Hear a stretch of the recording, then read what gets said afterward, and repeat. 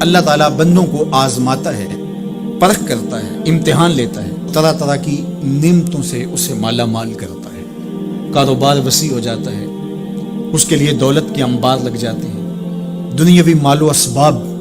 اس کے لیے جمع ہو جاتا ہے، منصب ملتا ہے، عہدہ ملتا ہے، اقتدار ملتا ہے،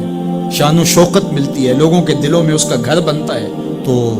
اس کے ذہن میں یہ بات آتی ہے کہ میرے رب نے مجھے جو عزت دی ہے میں اس کا استحقاق رکھتا تھا،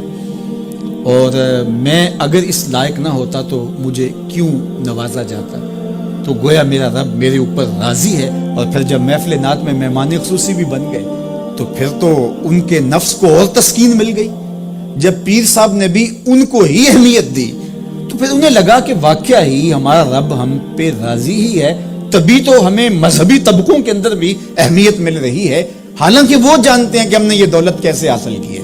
وہ جانتے ہیں کہ ہمیں سجدے کی توفیق نصیب نہیں ہے، وہ جانتے ہیں کہ آج اس محفل میں مہمان خصوصی سے تو کل ہم شراب خانے میں تھے، انہیں پتہ ہے، لیکن اس کی طرف توجہ نہیں جاتی، سوچتے نہیں ہیں، بلکہ وہ یہ سمجھتے ہیں کہ ہمیں یہ جو عزت مل رہی ہے یہ اللہ تعالیٰ کی طرف سے ہماری کسی قبولیت کی وجہ سے یہ عزت ہے، حالانکہ یہ ان کی آزمائش تھی، ان کا امتحان تھا۔ دوسری بات، وَأَمَّا إِذَا مَبْتَلَاهُ، اور جب اللہ اس کو آزماتا ہے، فَقَدَرَ عَلَيْهِ رِزْقًا، اور اس کے رزق کو تنگ کرتا ہے، اس کو آزمائش کی بھٹی میں ڈالتا ہے، فَيَقُولُ رَبِّي أَهَانَنِ، تو پھر وہ چیخ اٹھتا ہے میرے رب نے تو مجھے ذلیل کر کے رکھ دیا۔ بیماری آ جائے، ابتلا میں مبتلا ہو تو وہ کہتا ہے کہ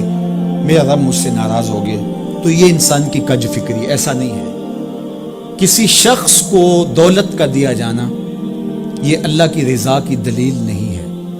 اور کسی شخص کو غربت کے امتحان میں ڈالا جانا یہ اللہ کی ناراضگی کی دلیل نہیں ہے۔ حضرت امام رازی نے لکھا ہے کہ مکے سے لے کر طائف تک 70 ایسے نبیوں کی قبریں ہیں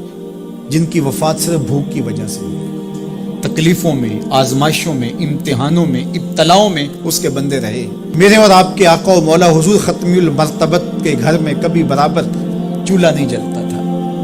کبھی کھانے کے لیے کچھ میسر نہیں ہوتا تھا، پانی پی کے اور کھجور کھا کے گزارا ہوتا تھا، تو یہ تو کوئی دلیل نہیں ہے۔ اللہ کی رضا کی دلیل کیا ہے؟ نیکی کی توفیق مل جانا،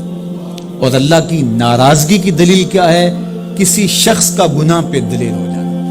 کوئی بندہ گناہ پہ دلیل ہے اور معصیت، نافرمانیاں، اللہ کے حکموں کو توڑنا اس کا مزاج ہے، تو سمجھو اللہ اس سے ناراض ہے۔ اور اگر کسی کو اللہ نے سجدے کی توفیق دی ہے، کسی کو اللہ میں اپنے راستے میں خلوص کے ساتھ خرچ کرنے کی توفیقات عطا کی ہے، حلال حرام کی تمیز اس کو عطا کر دی گئی ہے، تو پھر سمجھ لو کہ اللہ اس پہ راضی ہے۔ باقی رہی بات کہ کسی کو دولت کا زیادہ دیا جانا، کسی کو کم دیا جانا، تو یہ آزمائش ہے۔ اب جو اہل ایمان ہیں، اللہ کے بندے، وہ کیا کرتے ہیں؟ جب دولت زیادہ ملتی ہے، اقتدار ملتا ہے، منصب ملتا ہے، تو صرف اللہ کے شکر کے دائرے میں آ جاتے ہیں، اور جب مصیبت آتی ہے، تکلیف آتی ہے، اذیتوں میں مبتلا ہوتے ہیں، تو پھر وہ یہ نہیں کہتے کہ ہمارے رب نے ہمیں ذلیل کر دیا، بلکہ وہ اس پہ صبر کرتے ہیں اور اللہ کے حضور دعائیں کرتے ہیں، التجائیں کرتے ہیں کہ مالک تو نے جو جس آزمائش میں ڈالا ہمیں پورا اترنے کی توفیق نصیب فرما، ہماری سفید پوشی کا بھرم نہ ٹوٹے، اور ہمیں اس مشکل وقت سے بچانا کہ جب ہماری یہ غربت ہمیں کفر تک لے جائے، اور جب ان کو دولت مندی دی جاتی ہے تو وہ ڈرتے ہیں کہ اللہ ایسا نہ ہو کہ یہ دولت ہمیں فرعون بنا دے۔